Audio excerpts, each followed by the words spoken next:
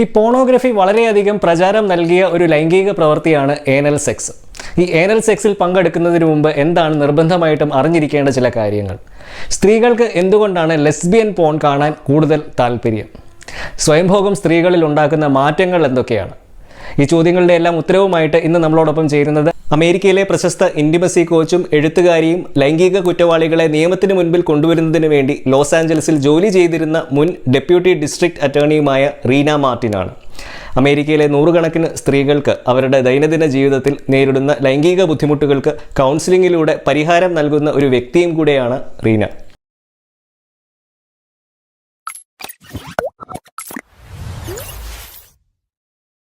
നമസ്കാരം, എൻ്റെ പേര് സംഗീത് സെബാസ്റ്റ്യൻ. ഞാനൊരു സെക്ഷുവാലിറ്റി റൈറ്ററും സെക്സ് എഡ്യൂക്കേറ്ററുമാണ്.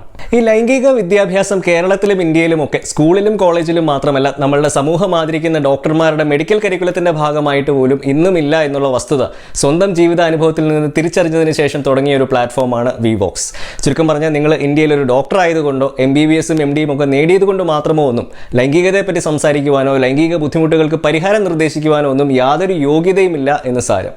വിവോക്സിൻ്റെ ഉദ്ദേശ ലക്ഷ്യങ്ങളിലൊന്ന് ലോകത്തിലെ തന്നെ പ്രസിദ്ധരായിട്ടുള്ള സെക്സ് തെറാപ്പിസ്റ്റുകളെയും സെക്സോളജിസ്റ്റുകളെയും സെക്സ് റിസർച്ചേഴ്സിനെയും ഒക്കെ നിങ്ങൾക്ക് പരിചയപ്പെടുത്തുക എന്നുള്ളതാണ്. പക്ഷേ അത് സാധ്യമാകണമെന്നുണ്ടെങ്കിൽ എനിക്ക് നിങ്ങളുടെ സഹായം കൂടിയേ തീരൂ. കാരണം വിവോക്സ് വളരുന്നതിനനുസരിച്ച് എനിക്ക് നിങ്ങളുടെ അടുക്കൽ ലോകത്തിലെ തന്നെ പ്രസിദ്ധരായിട്ടുള്ള എക്സ്പേർട്സുകളെ കൊണ്ടുവരാൻ സാധിക്കും. അപ്പോൾ ദയവായി സബ്സ്ക്രൈബ് ചെയ്യുമല്ലോ അല്ലേ? എന്നെ ഫോണിൽ വിളിക്കുന്ന പല സ്ത്രീകളും പറയാറുള്ള ഒരു കാര്യം, അവരുടെ പങ്കാളികൾ പലപ്പോഴും അവരെ ഏനൽ സെക്സ്, അതായത് മലദ്വാരത്തിലൂടെയുള്ള സെക്സിൽ പങ്കെടുക്കാൻ നിർബന്ധിക്കാറുണ്ട് എന്നായിരുന്നു. ഇത് പലപ്പോഴും പല സ്ത്രീകൾക്കും വളരെയധികം ശാരീരിക ബുദ്ധിമുട്ടുണ്ടാക്കുകയും പിന്നീട് ആ സെക്സിനോട് തന്നെ ഒരു വിരക്തിയിലോട്ടൊക്കെ നയിക്കാനും ഇടയാക്കാറുണ്ട്.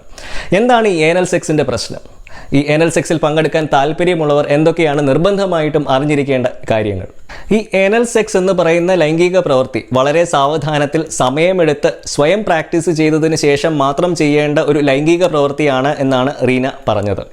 ഈ ഏനൽ സെക്സ് എക്സ്പ്ലോർ ചെയ്യാൻ താല്പര്യമുള്ള സ്ത്രീകൾ ഈ സെക്സ് ടോയ്സ് എന്നൊക്കെ വിളിക്കുന്ന ബട്ട് പ്ലഗുകൾ ഉപയോഗിച്ച് ലൂബ്രിക്കൻസിനോടൊപ്പം പ്രാക്ടീസ് ചെയ്ത് തുടങ്ങണം. എന്തുകൊണ്ടാണ് ഈ ലൂബ്രിക്കൻസിൻ്റെ ആവശ്യം? കാരണം ഒരു സ്ത്രീയുടെ മലദ്വാരം എന്ന് പറയുന്ന അവയവം അവരുടെ യോനി മാതിരി സ്വയം ലൂബ്രിക്കേറ്റ് ചെയ്യുന്ന ഒരു അവയവമല്ല. ഈ ലൂബ്രിക്കേഷൻ എന്ന് പറയുന്ന പ്രതിഭാസമാണ് ഒരു സ്ത്രീയുടെ യോനി ആ ഒരു ലൈംഗിക ബന്ധത്തിൽ ഏർപ്പെടുമ്പോൾ ആ ഒരു ലൈംഗിക പ്രവൃത്തി സുഗമമാക്കുന്നതിന് വേണ്ടി ഉൽപ്പാദിപ്പിക്കുന്ന ഓയിലി ആയിട്ടുള്ള ദ്രാവകം. ഈ ഒരു കഴിവ് ഒരു സ്ത്രീയുടെ മലദ്വാരത്തിനല്ല. ഇതുകൊണ്ടാണ് മാർക്കറ്റിൽ നിന്നും മറ്റും ആർട്ടിഫിഷ്യൽ ആയിട്ടുള്ള ലൂബ്രിക്കൻസും മറ്റും വാങ്ങി ഉപയോഗിക്കേണ്ടതിൻ്റെ ആവശ്യകത. അല്ലാതെ അവിടെ തുപ്പൽ മാത്രം ഉപയോഗിച്ച് പ്രാക്ടീസ് ചെയ്യാൻ നോക്കിക്കഴിഞ്ഞാൽ അത് വളരെയധികം വേദനയ്ക്ക് ഇടയാക്കിയേക്കും എന്നാണ് റീന പറഞ്ഞത്. ഈ ബട്ട് പ്ലഗുകൾ ഉപയോഗിച്ച് പ്രാക്ടീസ് ചെയ്യുന്നതിനോടൊപ്പം ചെയ്യേണ്ട വേറൊരു കാര്യം കാഴ്ചപ്പാടിൽ ഒരു വ്യത്യാസം ഉണ്ടാക്കുകയാണ്. എന്താണ് ഈ കാഴ്ചപ്പാടിൽ ഉണ്ടാക്കേണ്ട വ്യത്യാസം? ഈ മലദ്വാരം എന്ന് പറയുന്നത് വിസർജനത്തിന് വേണ്ടി മാത്രം ഉള്ള ഒരു ദ്വാരമായിട്ടാണ് മനസ്സിലാക്കി വെച്ചിരിക്കുന്നത്. അപ്പോൾ ബട്ട് പ്ലഗുകൾ ഉപയോഗിച്ച് പ്രാക്ടീസ് ചെയ്യുന്നതിലൂടെ നമ്മുടെ ബ്രെയിനിന് മലദ്വാരത്തിലൂടെയും ഒരു ലൈംഗിക സുഖം നേടാം എന്ന് പഠിപ്പിക്കുകയാണ്. ഈ ബട്ട് പ്ലഗുകൾ എന്ന് പറയുന്ന വസ്തു പാർട്ട്ണറുമായിട്ട് ലൈംഗിക ബന്ധത്തിൽ ഏർപ്പെടുമ്പോഴും സ്വയംഭോഗം ചെയ്യുമ്പോഴും ഒക്കെ മലദ്വാരത്തിനുള്ളിൽ നിക്ഷേപിക്കാൻ പറ്റുന്ന ഒരു വസ്തുവാണ്. അപ്പം ആ ബട്ട് പ്ലഗുകൾ ഉപയോഗിച്ച് പലതവണ പ്രാക്ടീസ് ചെയ്ത് പഠിച്ചു കഴിഞ്ഞാൽ ഒരു വേദനരഹിതമായിട്ടുള്ള സെക്സിൽ ഏർപ്പെടാൻ സാധിക്കുമെന്ന് റീന പറഞ്ഞു. രണ്ടാമതായിട്ട് മനസ്സിലാക്കേണ്ട കാര്യം ഈ സെക്സ് ചെയ്യുന്ന പൊസിഷനാണ്. ഈ ഏനൽ സെക്സിൽ ഏർപ്പെടുന്ന പല ദമ്പതികളും സാധാരണ ചെയ്യുന്നത് ഡോഗി പൊസിഷനാണ്. ഈ ഒരു പൊസിഷൻ പലപ്പോഴും ആദ്യമായിട്ട് ഏനൽ സെക്സ് ചെയ്യുന്ന സ്ത്രീകളിൽ ഒരു ഭയപ്പാടുണ്ടാക്കാനുള്ള ഒരു സാധ്യതയുണ്ട്. അതുകൊണ്ട് ഒരു മിഷണറി സ്റ്റൈൽ പൊസിഷനോട് സാമ്യമുള്ള ഒരു പൊസിഷൻ സ്വീകരിക്കുന്നതാണ് കൂടുതൽ ഉചിതം. ഈ ഒരു പൊസിഷൻ്റെ ഗുണം എന്ന് പറയുന്നത് പരസ്പരം കണ്ണുകളിൽ നോക്കി ആശയവിനിമയം നടത്തിക്കൊണ്ട് ചെയ്യാൻ സാധിക്കും എന്നുള്ളതാണ്. ഈ ഏനൽ സെക്സിൽ ഏർപ്പെടുമ്പോൾ വളരെയധികം ടവലുകൾ ഉപയോഗിക്കേണ്ടതിൻ്റെ ആവശ്യകതയെപ്പറ്റി റീന സംസാരിക്കുകയുണ്ടായി. ഒരു സ്ത്രീയുടെ ക്രിസരി മാതിരി വളരെയധികം ലൈംഗിക ഉത്തേജനം ഉണർത്തുന്ന നെർവുകൾ അടങ്ങിയിട്ടുള്ള ഒരു അവയവമാണ് സ്ത്രീയുടെ മലദ്വാരവും. അതുകൊണ്ട് തന്നെ ശരിയായ രീതിയിൽ ഏനൽ സെക്സിൽ ഏർപ്പെട്ട് കഴിഞ്ഞാൽ അത് വളരെയധികം ലൈംഗിക ആനന്ദം നൽകുന്ന ഒരു അനുഭവമായിട്ട് മാറാനുള്ള ഒരു സാധ്യതയുണ്ട്. പക്ഷേ എല്ലാ സ്ത്രീകളും ഏനൽ സെക്സ് ഇഷ്ടപ്പെടാറില്ല എന്നും അങ്ങനെയുള്ള സ്ത്രീകളുടെ തീരുമാനവും അവരുടെ പങ്കാളികൾ റെസ്പെക്റ്റ് ചെയ്യണമെന്നും റീന പറഞ്ഞു. ഈ യൂറോളജിസ്റ്റുകളും ഗൈനക്കോളജിസ്റ്റുകളും ആൻഡ്രോളജിസ്റ്റുകളും ഒന്നും സെക്സോളജിസ്റ്റുകളല്ല. അവരുടെ പ്രാഗൽഭ്യം എന്ന് പറയുന്നത് ലൈംഗിക രോഗങ്ങൾ ചികിത്സിക്കുന്നതിലും അതുമായിട്ട് ബന്ധപ്പെട്ടുള്ള സർജറികൾ ചെയ്യുന്നതിലുമാണ്. ഒട്ടുമിക്ക ലൈംഗിക ബുദ്ധിമുട്ടുകളും, അതായത് ഏകദേശം 80 മുതൽ 90% വരെയുള്ള ലൈംഗിക ബുദ്ധിമുട്ടുകളും ഒരു ഡോക്ടറിൻ്റെ അടുക്ക പോയി മരുന്ന് കഴിച്ചോ ഇഞ്ചക്ഷൻ ചെയ്തോ സർജറി ചെയ്തോ ഒന്നും നേരെയാക്കേണ്ട രോഗങ്ങളല്ല. അതുണ്ടാകുന്നത് പ്രധാനമായിട്ടും നമുക്ക് സെക്സിലുള്ള അറിവില്ലായ്മയും അജ്ഞതയും നമ്മളുടെ കൾച്ചറും മതവിശ്വാസങ്ങളും ഒക്കെ സെക്സിനെ പറ്റിയും ജെൻഡറിനെ പറ്റിയും ഒക്കെ ഉണ്ടാക്കിയ യാതൊരു അടിസ്ഥാനമില്ലാത്ത കഥകളുടെ സ്വാധീനത്തിൽ നിന്നുമാണ്. നിങ്ങളുടെ ലൈംഗികതയ്ക്ക് എങ്ങനെ നിങ്ങളുടെ വ്യക്തിത്വത്തെയും ആത്മവിശ്വാസത്തെയും ഒക്കെ മാറ്റിമറിക്കാനുള്ള ഒരു ശക്തിയുണ്ട് എന്നതിനെപ്പറ്റി കൂടുതൽ മനസ്സിലാക്കാൻ താല്പര്യമുണ്ടെങ്കിൽ നിങ്ങൾക്ക് തന്നെ ഈ നമ്പറിൽ കോൺടാക്ട് ചെയ്യാവുന്നതാണ്. മനുഷ്യന്റെ ലൈംഗികതയും ലൈംഗിക താല്പര്യങ്ങളും ഒന്നും കല്ലിൽ കൊത്തിവെച്ചിരിക്കുന്ന കൽപ്പനകളല്ല. അത് കാലത്തിനനുസരിച്ചും സമൂഹം മാറുന്നതിനനുസരിച്ചും മനുഷ്യനിൽ ഉണ്ടാകുന്ന സ്വാധീനത്തിനനുസരിച്ചുമൊക്കെ മാറുന്ന പ്രതിഭാസമാണ്. പുരുഷന്മാരെ അപേക്ഷിച്ച് സ്ത്രീകളുടെ ലൈംഗികത കൂടുതൽ വ്യതിയാനങ്ങൾക്ക് ഇടയാക്കുന്ന ഒരു പ്രതിഭാസമാണ്. ഇത് നമുക്ക് കൂടുതൽ കാണാൻ സാധിക്കുന്നത് പോണോഗ്രഫി പോലെയുള്ള മാധ്യമങ്ങൾ സ്ത്രീകൾ എങ്ങനെ വീക്ഷിക്കുന്നു എന്നുള്ളതിൽ നിന്നാണ്. ഈ പുരുഷന്മാരോടാണ് ലൈംഗിക താല്പര്യം എന്ന് പറയുന്ന ഒട്ടുമിക്ക സ്ത്രീകളും പോണോഗ്രഫിയിൽ കാണാൻ കൂടുതൽ താല്പര്യം കാണിക്കുന്നത് ലെസ്ബിയൻ പോണാണ്. അതായത് ഒരു സ്ത്രീ വേറൊരു സ്ത്രീയുമായിട്ട് ലൈംഗിക ബന്ധത്തിൽ ഏർപ്പെടുന്ന പോൺ. അതിൻ്റെ അർത്ഥം ഒട്ടുമിക്ക സ്ത്രീകളും അവരുടെ യഥാർത്ഥ ലൈംഗിക താല്പര്യം മറച്ചു വയ്ക്കുന്നു എന്നാണോ? ഇതിൻ്റെ ഒരു പ്രധാന കാരണമായിട്ട് റീന പറഞ്ഞത് ഒട്ടുമിക്ക പോൺ വീഡിയോകളും പുരുഷന്റെ ലൈംഗിക ആനന്ദത്തിന് വേണ്ടി മാത്രം നിർമ്മിച്ചിട്ടുള്ളവയാണ് എന്നായിരുന്നു. എന്നാൽ ലെസ്ബിയൻ പോൺ അങ്ങനെയല്ല. അവിടെ സ്ത്രീകളുടെ ലൈംഗിക ആനന്ദമാണ് മുഖ്യം.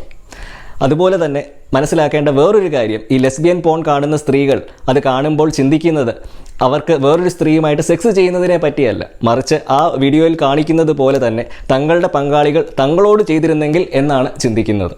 ഈ സ്ത്രീ പുരുഷ ബന്ധത്തിൽ ഉണ്ടാകാറുള്ള രതിമൂർച്ചയിലെ അന്തരം സ്ത്രീകൾ തമ്മിലുള്ള ലൈംഗിക ബന്ധത്തിൽ ഉണ്ടാവാറില്ല എന്നും റീന പറഞ്ഞു. ഇതോടൊപ്പം അവർ പറഞ്ഞ വേറൊരു കാര്യം, പുരുഷന്മാരെ അപേക്ഷിച്ച് ലൈംഗിക താല്പര്യങ്ങളിൽ വ്യതിയാനം ഉണ്ടാകാറുണ്ട് എന്ന് പരസ്യമായി സമ്മതിക്കുന്ന സ്ത്രീകളുടെ എണ്ണം വർഷം തോറും വർദ്ധിച്ചു വരികയാണ് എന്നായിരുന്നു.